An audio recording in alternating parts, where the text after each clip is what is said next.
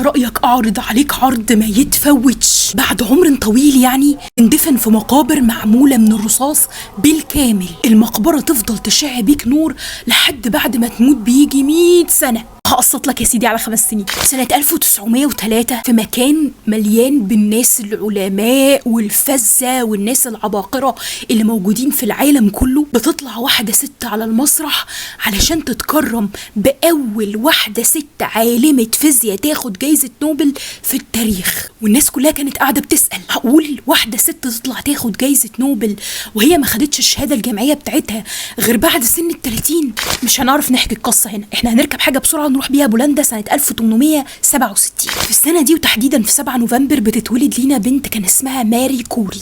أبوها كان مدرس رياضيات عبقري جدا، وأمها كانت مدرسة موسيقى. ماري كوري طول سنين دراستها كانت بنت مجتهدة جدا وعبقرية، لدرجة إن المدرسين بتوعها كانوا بيتعاملوا معاها بكل حذر علشان كانوا بيخافوا من ذكائها. لكن في بولندا والمناطق اللي زيها من المناطق الشعبية كان دايما أي حد مستواه الاجتماعي مش عالي قوي، البنات في البيت ده المفروض ما تتعلمش بعد الدراسة، يعني آخرهم كده ثانوي مثلا. لكن جامعة بقى وقصص زي دي لا، ما عندناش بنات تتعلم. بس ماري كوري كان ليها رأي مختلف. كانت شايفة ان التعليم مش بس في الجامعة، انها ممكن عادي تتعلم بصور مختلفة كتير لو انتوا يعني واقف معاكوا الجامعة قوي. يعني مفيش جامعة مش مهم، في كتب. فضلت تجيب في كتب كلها كانت بتتكلم على الفيزياء والكيمياء بس. الغريبة ان اهلها كانوا بيستغربوا من كتر ما هي كانت بتقضي ساعات طويلة جدا تقرا في الكتب دي. فضلت على الحال ده مدة طويلة لدرجة ان هي قررت خلاص تنتفض لذاتها وتسيب بولندا وتروح باريس عشان تدخل جامعة السوربون سنة 1891 وتبقى طالبة جامعية وهي سنها تقريبا عدت 30 سنة. المشكلة ان اهلها في الوقت ده سابوها لان هم كانوا شايفين عندها شغف كبير قوي بالقراية وخصوصا قراية الفيزياء. راحت وفضلت تدرس وتعمل ابحاث ودراسات وتقرا في كتب لحد ما خدت الدكتوراه بتاعتها سنة 1898، وكانت برضو في نفس المجال.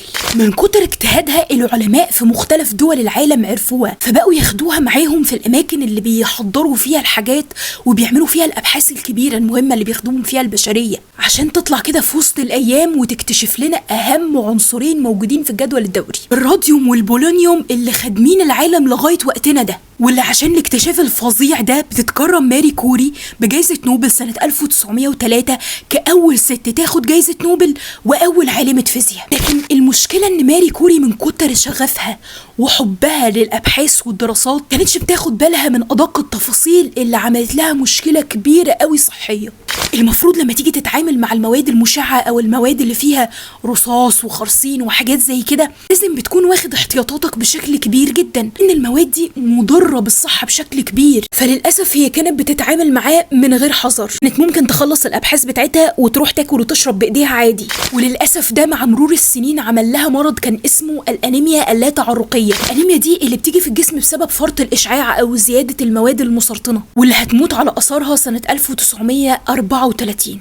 إنما بقى قصة المقبرة من الرصاص اللي بتشع نور لغاية بعد ما ماتت بيجي 100 سنة دي قصة مختلقة على الست بصراحة. ماري كوري علشان يكرموها زي ما كرموها في حياتها قرروا كمان يكرموها بعد الموت، فدفنوها في مقابر كان اسمها البانثيون. المقابر دي موجودة في باريس، بيندفن فيها بس العلماء والناس اللي كان ليها إسهامات خدمت البشرية. يعني هي دلوقتي حواليها لفيف من العلماء والجهابذة، لكن لا خرسين ولا رصاص ولا بتشع نور ولا كلام الفاضي ده. لكن بقى المثير في قصة ماري كوري دي إن الأوضة اللي كانت بتعمل فيها أبحاث كلها بكل المقتنيات بتاعتها، اقلام بقى، كراسات، نوت، ادوات، كل الحاجات دي موجودة لغاية دلوقتي. والحاجات دي اتعملت زي متحف كده، لكن علشان تزورها وتدخل تتفرج على الحاجات بتاعتها لازم تكون واخد احتياطاتك بشكل كبير جدا، ان الحاجات دي للأسف كلها مليانة اشعاع. يعني الحاجات دي كلها لو اتحطت تحت ميكروسكوب هنلاقيها كلها بتطلع نور. اقلام بقى بتطلع نور، كتب بتطلع نور، كراريس بتطلع نور، ادوات بتطلع نور، كل الحاجات مشعة.